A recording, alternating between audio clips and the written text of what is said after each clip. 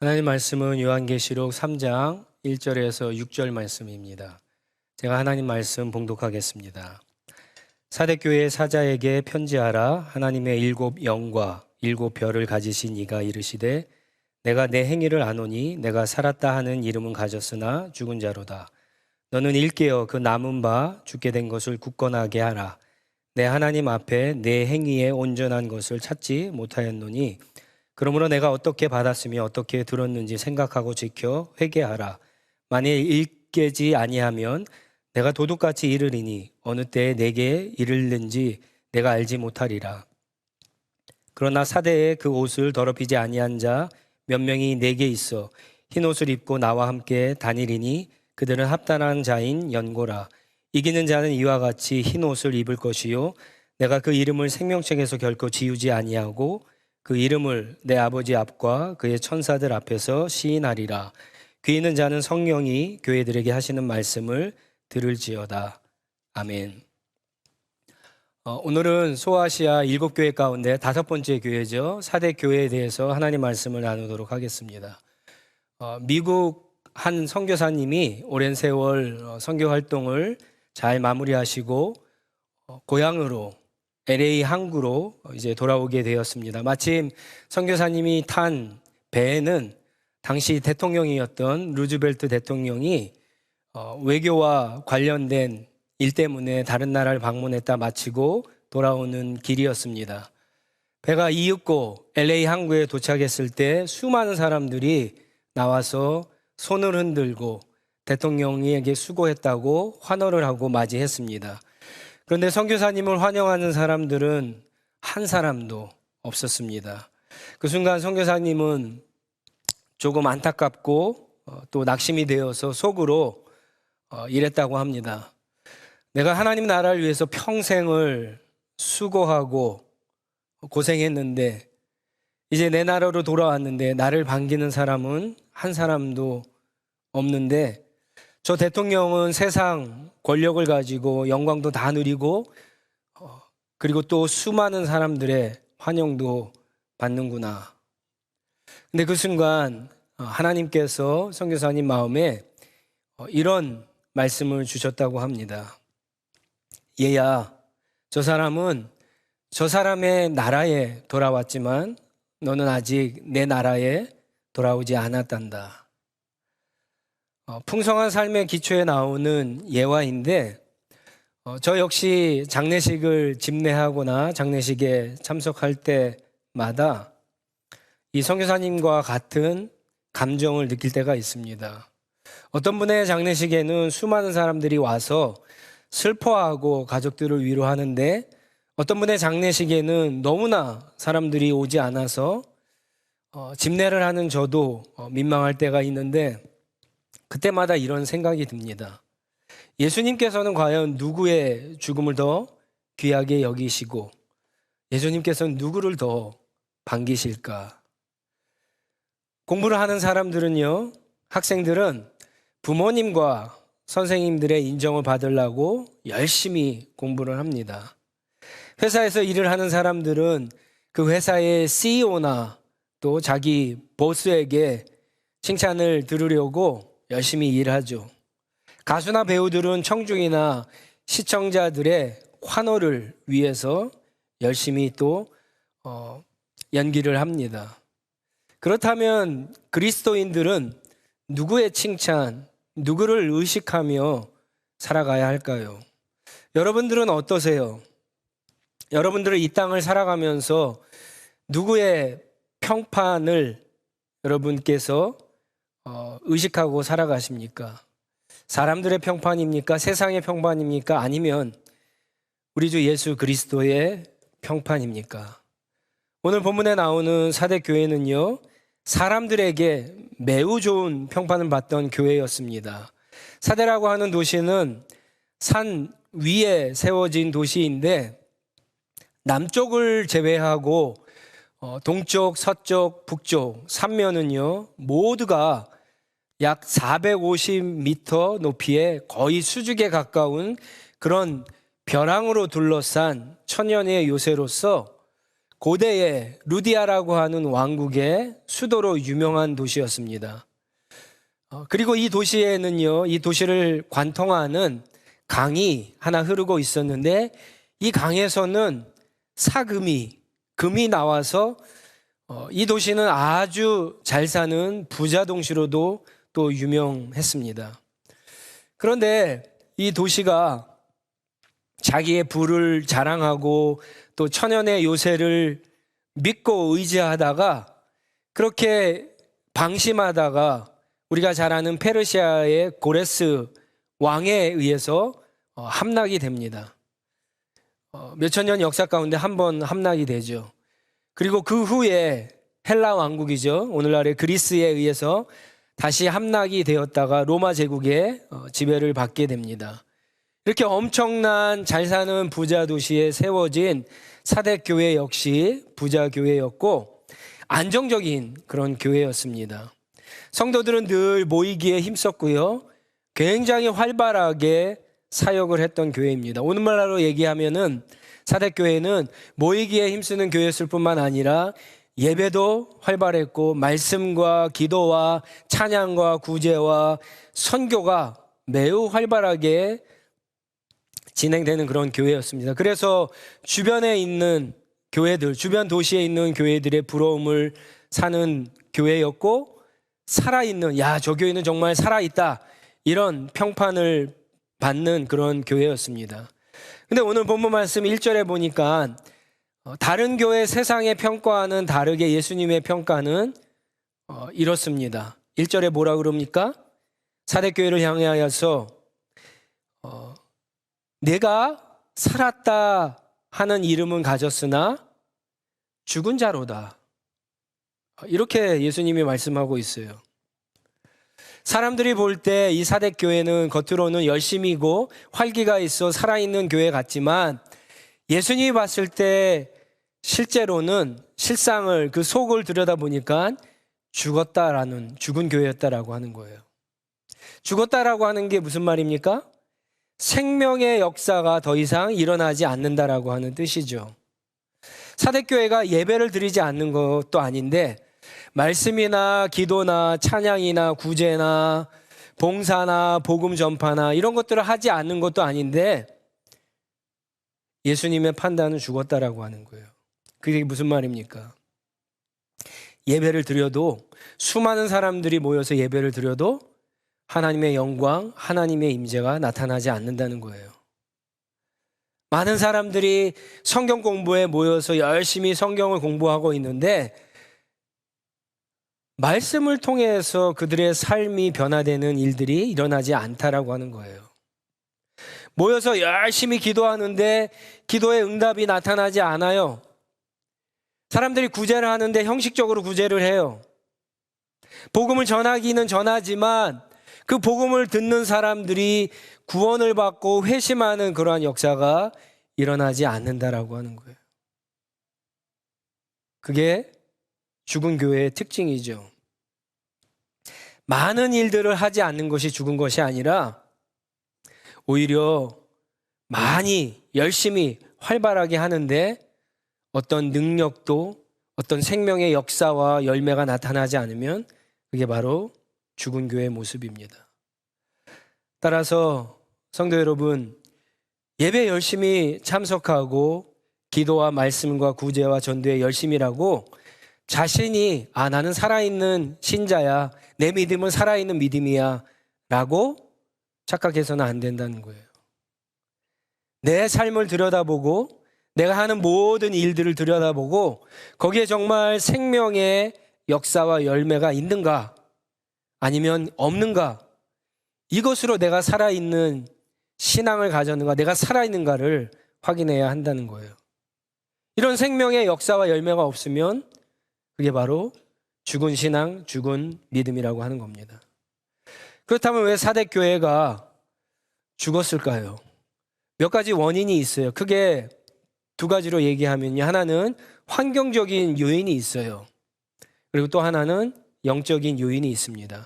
환경적인 요인은 뭐냐면요. 사대교회가 굉장히 부자라 그랬잖아요. 이 부가 가져다 주는 안정, 그리고 사대교회를 보면은요, 그 앞에 우리가 보았던 다른 교회와는 달리 이 사대교회는요, 외부로부터의 어떤 박해나 핍박이 없어요. 내부에 어떤 이단이나 어떤 유혹이 없었어요. 굉장히 평안한 교회였는데 이 평안이 가져다 주는 환경적인 요인 때문에 이 교회가 죽어갔다는 거예요. 그리고 영적인 요인은 성령을 의지하지 않았기 때문에 이 교회가 죽어가게 됩니다. 부자교회였던 사대교회는 아마 크고 화려한 최고의 예배당과 아주 편리한 시설을 그 당시에 갖추고 있었을 거예요. 그리고 사역하는데 아무런 재정적인 어려움도 없었기 때문에 굉장히 수많은 사역들을 아마 활기차게 했을 겁니다. 그래서 다른 교회, 다른 성도들이 볼 때 부러움을 샀을 것이고요. 좋은 평판을 들었을 겁니다.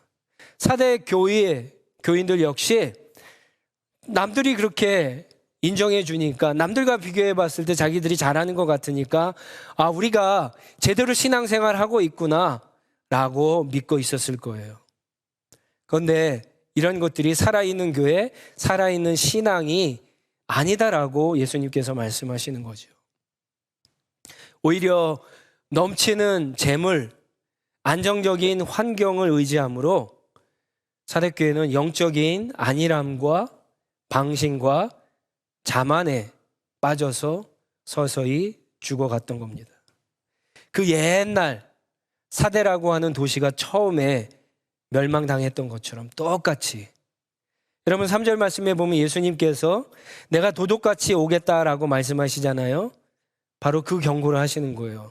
과거의 사대가 천연의 요새와 풍부한 재물을 의지했다가, 그래서 방심하고 자만했다가 침략을 받아서 멸망했던 것처럼 사대교회도 그런 풍성한 재물과 안정적인 환경만 의지할 때 도둑같이 완전히 망할 수 있다라고 하는 예수님의 엄중한 경고의 말씀입니다. 오늘날에도 크고 아름다운 예배당, 편리한 시설, 많은 재정, 등록 교인의 숫자, 활발하고 다양한 사역들, 이런 것들을 자랑하고 이런 것들을 추구하는 그런 성도들이 있습니다. 이것이 하나님이 주신 은혜라고 생각해요. 이것이 하나님이 함께한 복이라고, 결과라고 생각하는데 여러분, 그렇지 않습니다. 교회는 생명의 역사가 계속해서 일어나고 있는가, 하나님의 생명의 열매가 맺어지고 있는가 없는가로 평가를 받아야 하는 거예요. 건물이 없고 렌트를 하고 있어도 재정이 좀 부족해서, 그래서 매달 교회 렌트비 내기도 부족해도, 성도의 숫자가 너무나 없어서 예배를 드리는데 그 분위기도 나지 않아도, 교회가 뭐 특별히 많은 사역을 하는 것이 없어도, 만약에 그렇다고 할지라도 그 교회에 하나님의 생명의 역사가 나타나고 열매가 나타나고 생명이 잉태되고 있다면 그 교회는 살아있는 교회입니다. 살아있는 성도들이요, 살아있는 신앙을 가지고 있는 겁니다. 잠언 30장 8절로 9절에 보면은 하나님을 경외했던 아굴이라고 하는 지혜자가 이런 기도를 합니다. 여러분 한번 들어보세요. 저는 가난하게도 부하게도 하지 마시고 오직 저에게 필요한 양식만 주십시오. 제가 배가 불러서 주님을 부인하면서 주가 누구냐고 말하지 않게 하시고, 제가 가난해서 도둑질하거나 하나님의 이름을 욕되게 하거나 하지 않도록 하여 주십시오. 여러분, 믿음과 재물은 비례하지 않습니다. 재물은요, 은사예요. 저는 우리 성도님들이 모두 재물의 은사를 받기를 기도합니다. 하지만 은사를 주시는 분은 하나님이시죠. 하나님의 뜻대로 주시는 거예요. 그러니까 모두가 다 받을 수는 없는 거예요. 그리고 재물의 은사를 받았 분이라고 할지라도 먼저 믿음을 구하시기를 바랍니다. 너무 가난해도 문제이지만 믿음이 없으면 부자가 되어도 그런 은사를 받아도 오히려 그것 때문에 실족할 수가 있는 거예요. 특이한 사실은 사대교회는요, 앞에서 봤던 에베소, 서머나, 버가모, 두아디아 교회와는 달리 어떤 피딱이나 박해, 유혹을 당한 이단의 공격을 받은 기록들이 전혀 나오지 않고 있습니다. 한마디로 평안한 교회였고 성도들의 삶은 편안한 삶이었어요. 연약한 우리들은 평안할 때 오히려 근데 깨어 기도하지 못할 때가 많죠. 말씀을 듣지 못하고 주님 앞에 나아가지 못할 때가 많기 때문에 평안한 것이 마냥 사실은 좋은 것은 아닙니다. 여러분 한번 생각해 보세요. 여러분들이 언제 하나님 앞에 간절히 하나님 앞에 눈물을 흘리면서 엎드린 적이 있었는가 한번 생각해 보세요. 여러분들이 언제 하나님 앞에 아무도 모르는 골방에 들어가서 하나님 나를 도와주세요. 하나님 나를 살려주세요. 그렇게 간절하게 기도한 적이 있는가 한번 생각해 보세요. 평안할 때가 절대 아닙니다. 교회와 성도는 그래서 평안할 때 망하는 거예요. 핍박이나 고난 가운데는 망하지 않아요. 실족하지 않아요. 완전히 주님을 떠나지 않아요. 왜 그렇습니까? 세상에 믿을 것이 없기 때문에 주님 한 분 그나마 믿기 때문에 하나님 앞에 기도하기 시작하기 때문에 하나님께서 그 기도를 들어주시고 그 사람을 붙잡아 주시고 구원해 주시고 도와주시기 때문에 핍박이나 고난 가운데 망하는 성도는 없어요. 오히려 평안할 때 유혹을 받아서 서서히 죽어가는 게 성도입니다. 연약한 우리의 모습이에요. 예수님이 왜 제자들에게 좁은 문으로 들어가라, 멸망으로 이끄는 문은 크고 넓다라고 그런 말씀을 하셨는지 예수님의 뒤를 따라가는 저와 여러분들 성도님들을 한번 깊이 생각해 보셔야 합니다. 또 마지막으로 사대교회는요, 성령님을 의지하지 않았기 때문에 죽은 거예요. 여러분, 성령님의 도우심 없이 하나님 앞에 예배를 드릴 수 있어요? 가능합니까? 성령님 없이 우리가 기도하고 말씀을 읽고 구제하고 복음을 전할 수 있습니까? 없습니까? 있어요. 하지만 성령님의 도우심이 없는 기도, 성령님의 도우심이 없는 예배, 말씀, 구제, 전도를 한번 생각해 보세요. 그것을 통해서 정말 하나님의 깊은 사랑을 깨닫고 하나님의 은혜를 깨닫고 하나님의 영광을 보고 하나님의 능력을 경험하고 생명의 역사를 경험하는 우리가 새롭게 되는 그러한 역사가 과연 나타날 수 있을까요? 불가능합니다. 풍성한 삶의 기초를 배우신 분들은 알겠지만 우리가 신앙생활을 하면서 영적인 생활을 하기 위해서 필요한 4가지 아주 중요한 요소가 있어요. 첫 번째가 뭡니까? 늘 말씀드리지만 말씀이죠. 말씀. 하나님의 말씀. 이거 없이 우리가 달라질 수 없어요. 새롭게 될 수가 없어요. 두 번째가 뭡니까? 기도죠. 세 번째가 뭡니까? 찬양. 찬양도 중요하지만 세 번째가 공동체예요. 공동체. 우리는 혼자서 신앙생활하는 게 아니에요. 공동체를 통해서 주시는 하나님의 또 특별한 은혜가 있어요. 공동체 안에서 우리가 경험하는 성숙해지는 하나님의 섭리와 계획들이 있어요. 공동체가 중요해요. 마지막이 뭡니까? 성령이에요. 이 성령은요, 앞에 말씀, 기도, 공동체, 우리가 이것을 통해서 하나님과 교제할 때 정말 하나님을 만나고 하나님을 진정으로 경험하고 생명의 열매와 변화를 체험하게 하는 주체가 바로 성령이기 때문에 그렇습니다. 사대교회는 바로 이 사실을 놓쳤어요. 성령의 능력을 무시했어요. 성령의 능력보다 자기가 가지고 있는 어떤 맨파워나 아니면 재정의 어떤 힘, 재물의 힘들을 더 의지했던 교회가 사대교회였던 겁니다.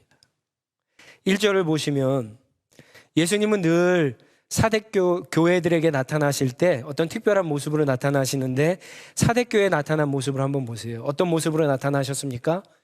7 영과 7 별을 가지고 나타나셨어요. 우리가 1장에서 봤지만 7 영은 성령을 의미하고 7 별은 무엇을 의미합니까? 7 교회의 사자들을 뜻한다 그랬죠. 결국 둘이 함께 나타났다라고 하는 것은 성령과 교회가 뗄래야 뗄 수 없는 아주 밀접한 관계가 있다는 거예요. 다시 말해서 교회는요, 성령을 떠나서는 안 된다라고 하는 뜻이에요. 교회 주인이신 예수님께서 교회에게 가장 먼저 주신 것이 뭐예요?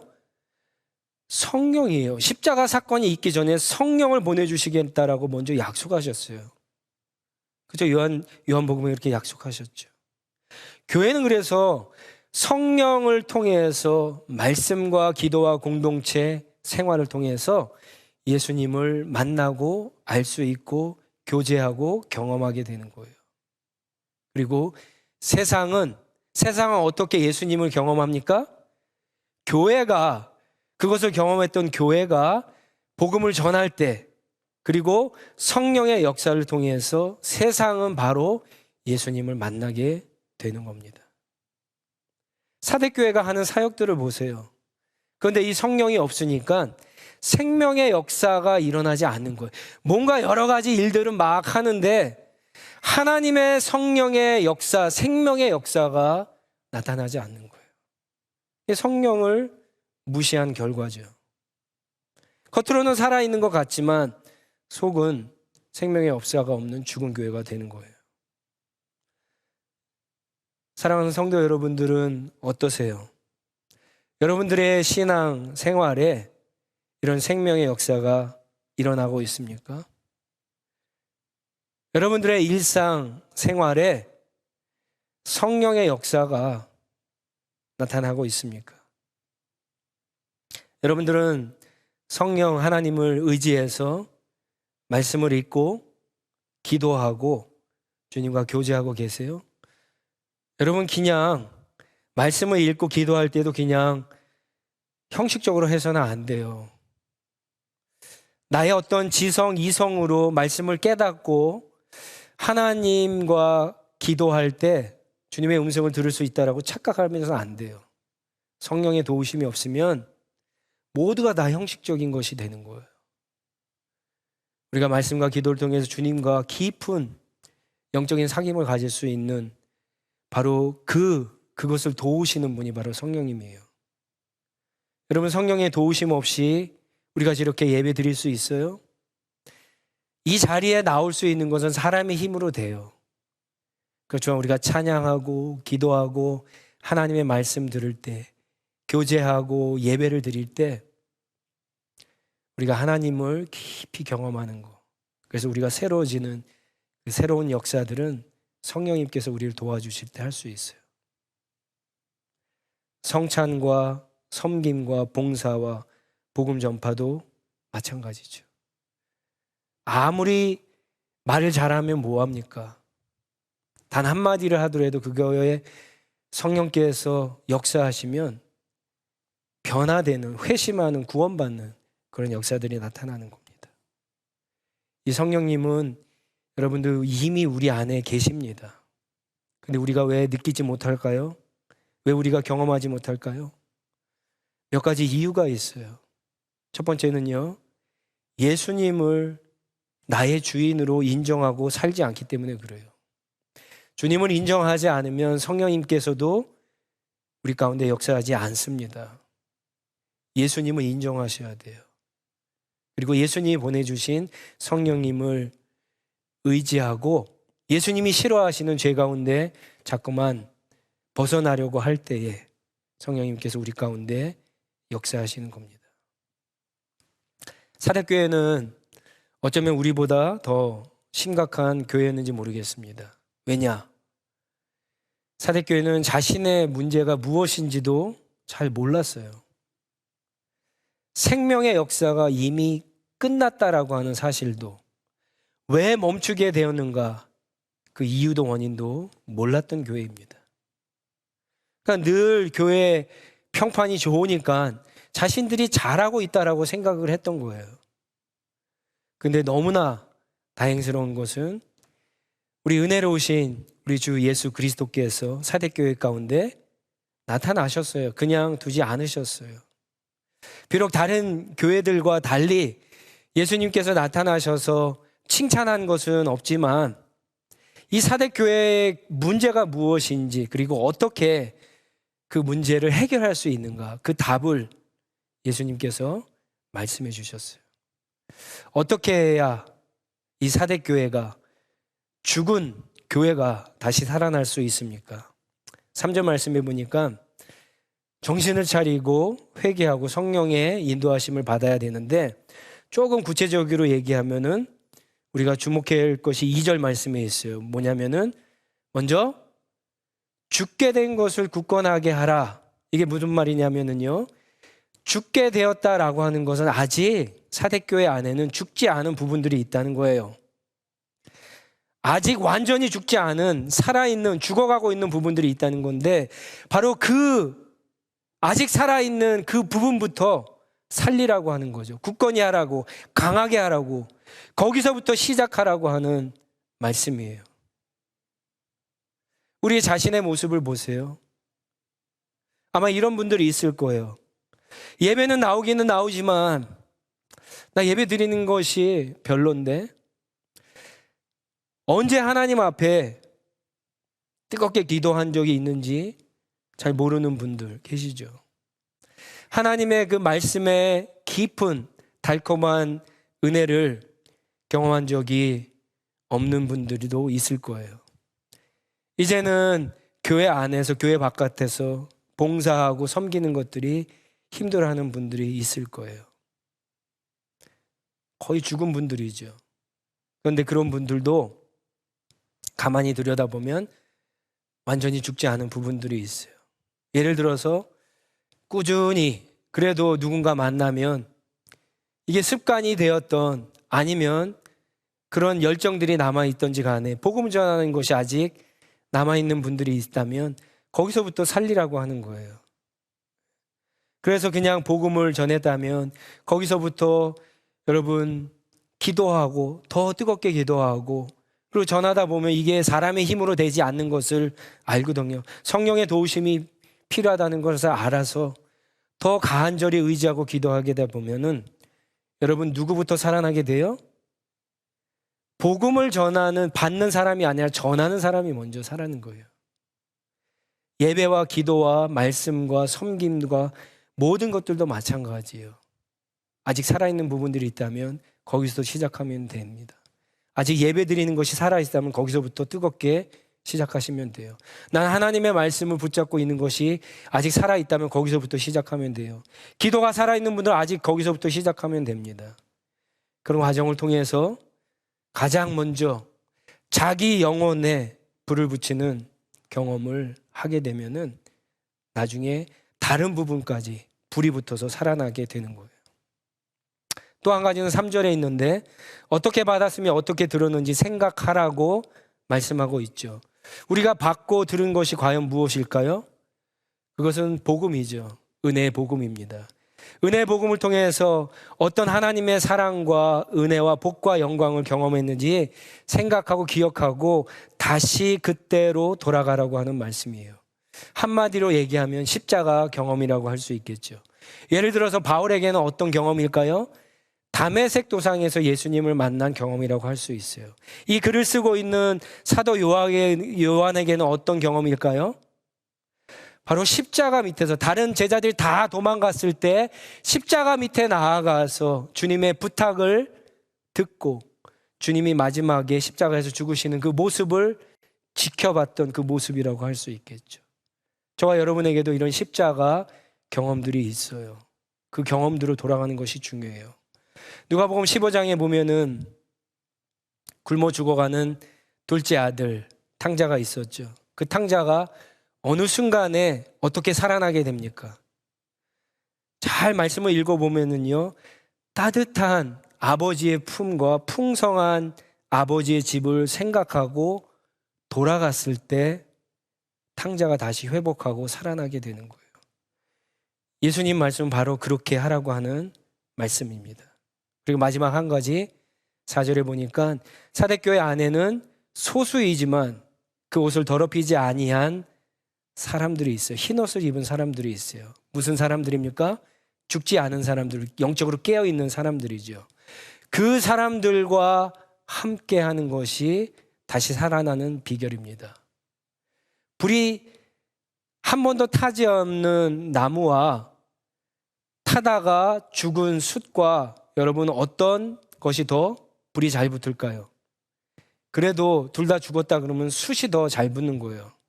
숯은요, 활활 타는 불에 들어가면 금세 다시 불이 붙어요. 깨어있는 성도들과 영적으로 살아있는 성도들과 계속해서 함께 교제하다 보면은 우리도 다시 불이 붙고 살아나게 되는 거예요. 교회 안이든 교회 바깥이든 인기 있고 재미있고 돈 많고 사회적인 경험과 능력이 있는 사람들과 자꾸만 교제하려고 하지 마시고 여러분 잘 지혜롭게 생각해서 살아있는 사람들, 영적인 사람들과 교제하시기 바랍니다. 그러면 여러분들의 영혼이 소생하고 여러분들이 살아나게 되는 겁니다. 우리 교회 안에 있습니다. 청소년부 안에 있어요. 씨앗 안에 있고 청년부 안에 그런 사람들이 있고 장년부 안에 있습니다. 그런 사람들과 가까이 하는 것이 다시 사는 비결인 것을 여러분 꼭 기억하시기 바랍니다. 혹시 이 말씀을 듣는 분들 중에 늘 눈물을 흘리며 가정과 교회와 나라를 위해서 기도하고 있는 분들이 계시다면 여러분들에게 위로와 하나님의 격려를 드리기 원합니다. 여러분들 때문에 가정이 다시 살아나게 되는 겁니다. 여러분들 때문에 다시 살아날 수 있는 기회가 있는 겁니다. 우리 사랑하는 성도 여러분들이 그런 분들과 교제하고 살아남으로 이제는 저와 여러분들이 속한 가정에서, 교회에서, 공동체에서 그렇게 다시 살리는 기회가 되는 그런 하나님의 남은 자들로 살아갈 수 있기를 간절히 축원합니다. 이제 여러분들에게 말씀을 마무리하면서 한번 이런 질문을 드리고 싶습니다. 여러분들은 과연 누구의 평판을 신경 쓰며 살아가고 계십니까? 누구를 의식하며 살아가고 있는가 한번 생각해 보시기 바랍니다. 세상 사람들, 남편, 아내, 친구, 선생님, 부모님, 회사의 보스, 아니면 우리의 주인이신 예수 그리스도이십니까? 기도하겠습니다.